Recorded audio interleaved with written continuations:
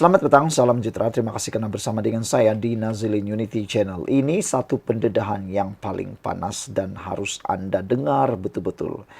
Dipetik daripada Harapan Daily dengan tajuk yang paling mengejutkan kita dan pastinya Anda boleh share kepada ramai orang.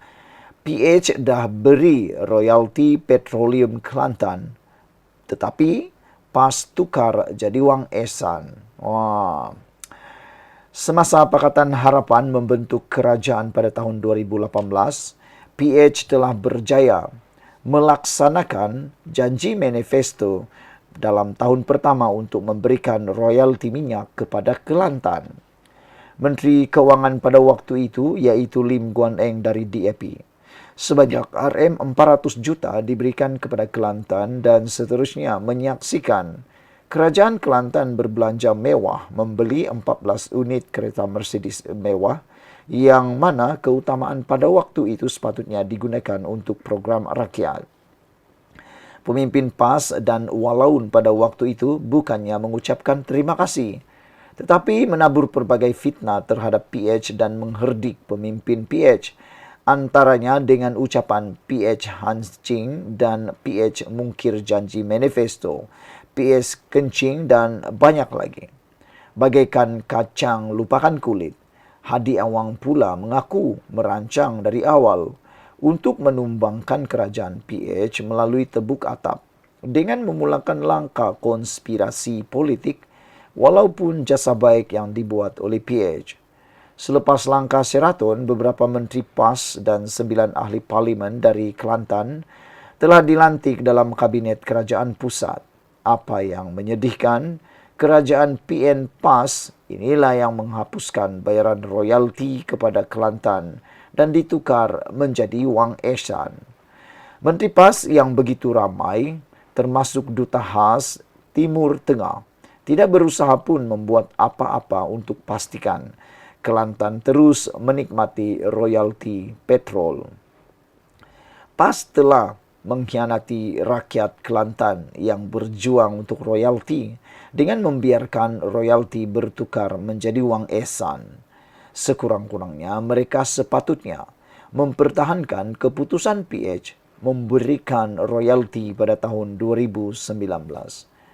Pada PRU 15, tiada lagi janji royalti dimasukkan dalam manifesto PH setelah PAS sendiri bertindak menghapuskan hak royalti mereka.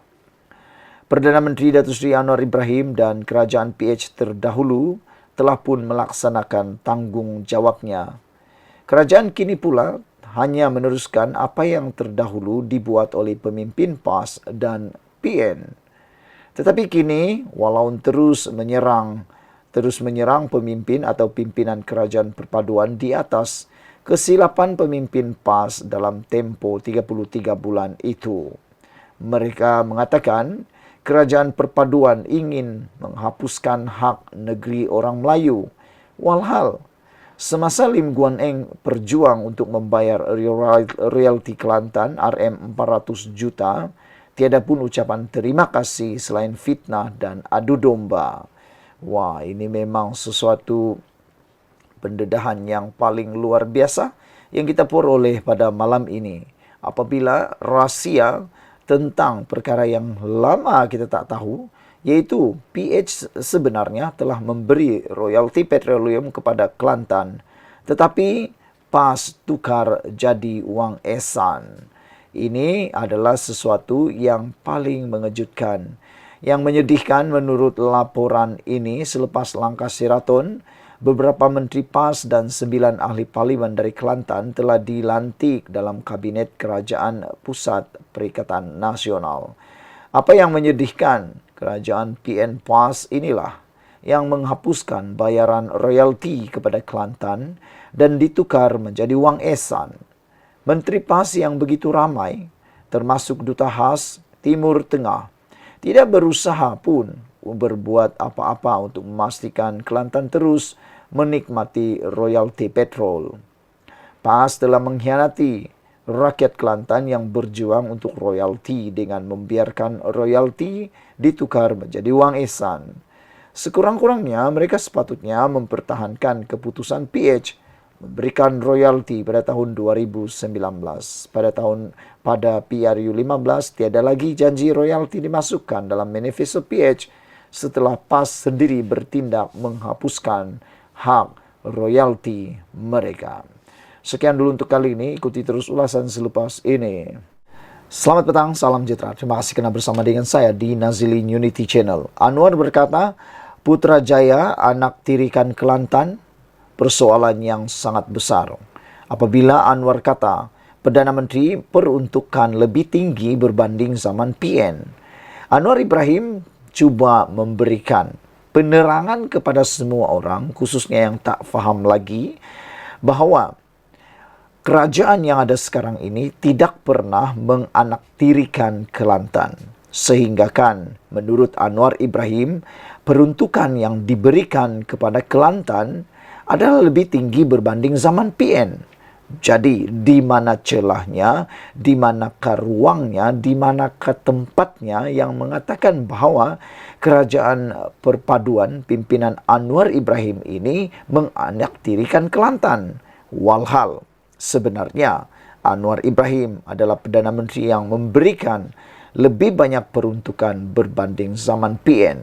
Kalau begitu, kena tanya Muhyiddin Yassin sebagai Perdana Menteri pada Kerajaan Perikatan Nasional, mengapa peruntukan Anwar Ibrahim lebih besar daripada yang diberikan oleh beliau. Anwar Ibrahim berkata, Sahrir Sulaiman perlu berani memperbetulkan masalah pentadbiran kerajaan PAS Kelantan, kata Anwar lagi.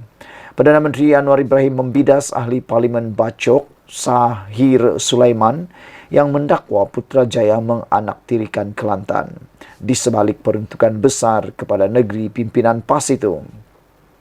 Anwar berkata kenyataan itu disifatkan tidak berasas kerana Kelantan menerima peruntukan besar di bawah pentadbirannya berbanding ketika ditadbir kerajaan campuran yang turut terdiri daripada Perikatan Nasional PN dari tahun 2020 hingga tahun 2022. Kata Anwar, saya dah bagi tahu peruntukan Kelantan paling tinggi. Kita bantu tempatan banjir dan bagi air, kata Anwar lagi. Semasa dalam kerajaan, PAS dan Bersatu sibuk soal lain. Peruntukan Kelantan lebih kurang daripada sekarang. Bagaimana dia kata anak tiri? Bagaimana dia kata kerajaan perpaduan menganaktirikan Kelantan, kata Anwar Ibrahim ketika kepada pemberita selepas persidangan meja bulat Asia Pasifik. Anwar juga mengulas dakwaan Sahir dalam debat model ekonomi baharu Malaysia bersama Menteri Ekonomi Rafizi Ramli malam tadi bahawa Kelantan masih menjadi negeri termiskin kerana dianaktirikan kerajaan persekutuan. Mengulas lanjut, Anwar turut mengingatkan Sahir supaya lebih berani membetulkan masalah dalam pentadbiran di Kelantan yang ditadbir PAS.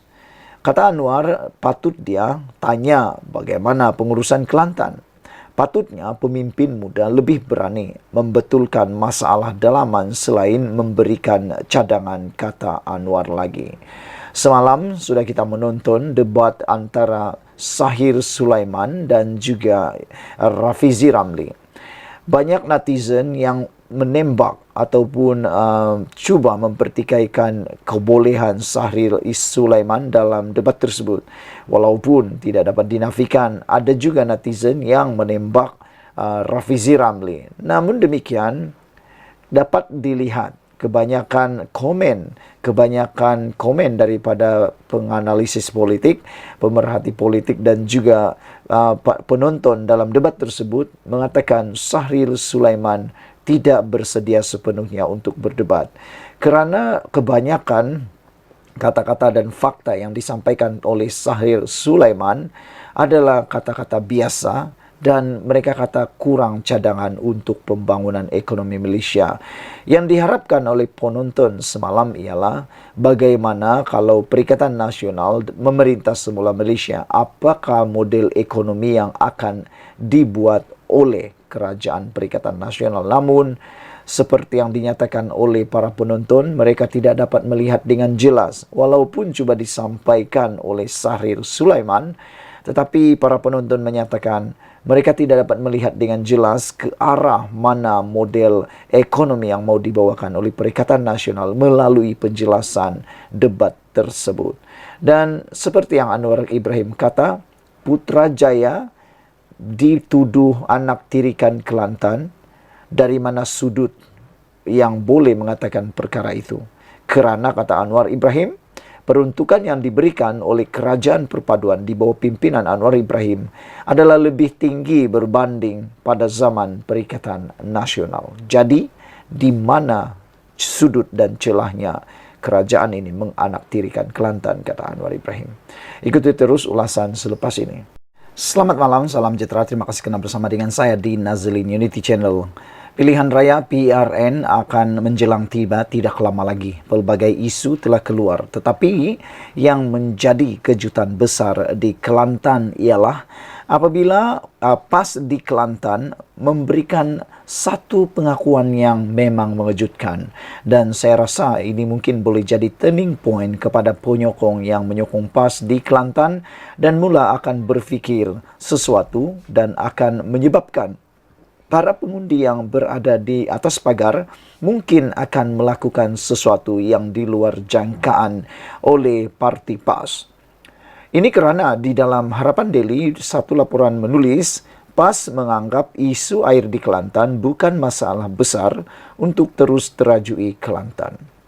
Pada pendapat saya, dalam banyak-banyak perkara di dalam kehidupan seorang manusia, pada zaman moden ini ada 3 perkara yang amat penting. Yang pertama sekali ialah jalan raya.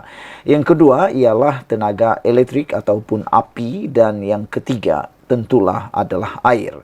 Tetapi dalam banyak-banyak perkara tersebut, yang paling penting sekali pada pendapat saya ialah air. Ini kerana air, tanpa air kita tak boleh minum, tak boleh mandi, tak boleh membasuh, dan paling penting sekali tak boleh memasak. Dan bagi yang beragama Islam, memanglah sukar untuk menunaikan solat kerana sukar untuk mendapatkan air bersih. Oleh sebab itulah, pendapat daripada kata-kata ini memang menarik perhatian dan bakal menjadi bahan yang boleh menjadi peluru untuk ditembak semula kepada parti PAS. Ini akibat daripada mereka menganggap isu air di Kelantan bukan masalah besar. Saya berpendapat isu air adalah isu yang paling besar sekali dalam kehidupan seorang manusia. Manakan tidak, ianya amat diperlukan dalam meneruskan kehidupan. Nak pergi ke tandas kalau tanpa air, nak guna apa? Kalau tiada api, tiada elektrik, kita boleh fikir lagi nak guna solar atau sebagainya. Air bagaimana? Bukankah itu sesuatu perkara yang amat serius? Bagaimana pendapat anda? Pada pendapat anda, adakah bekalan air itu, masalah air itu bukan sesuatu masalah yang besar? Saudara-saudara sekalian, selepas 33 tahun mentadbir Kelantan, PAS dengan selamba menganggap isu bekalan air terawat di Kelantan bukan masalah besar di negeri itu. Timbalan Menteri Besar Kelantan, Datuk Muhammad Amar Nik Abdullah berkata, isu air dihadapi rakyat negeri itu, terutama di kawasan kampung, bukannya satu masalah besar untuk PAS terus menerajui kerajaan. Menurutnya, penduduk di kampung mempunyai pilihan apabila boleh membina air telaga tiub atau perigi. Katanya, penduduk kampung faham dengan masalah air itu apabila mereka mencari jalan penyelesaian sendiri, kata beliau lagi. Kita juga menjelaskan dengan cara yang baik apa masalahnya. Macam isu air kita cerita pada masyarakat. Jadi setakat ini berdasarkan pengalaman kita sendiri, berjumpa orang ramai mereka boleh faham, kata beliau lagi. Tetapi yang jadi kecoh sebab ini politik yang disensasikan, kata beliau lagi.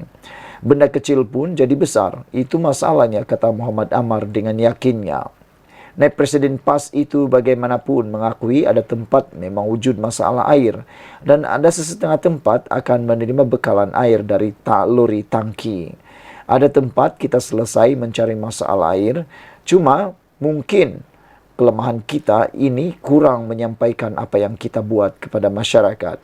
Contohnya, kata beliau, di Teluk Mesyaisira, Bacok yang mengalami masalah air sebelum saya jadi wakil rakyat, Alhamdulillah sekarang air sudah selesai apabila kita buat loji rawatan air mini, kata beliau lagi.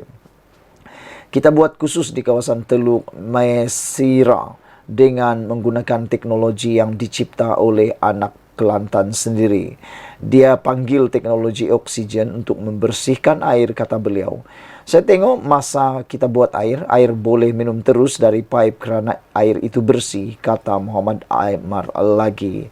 Saudara-saudara sekalian, memang ini adalah satu perkara yang memang mengejutkan saya sebagai pemerhati politik bebas. Saya rasa apa yang dinyatakan masalah air ini bukan masalah yang besar, merupakan satu kesilapan besar daripada pihak yang mengatakannya. Ikuti terus ulasan selepas ini.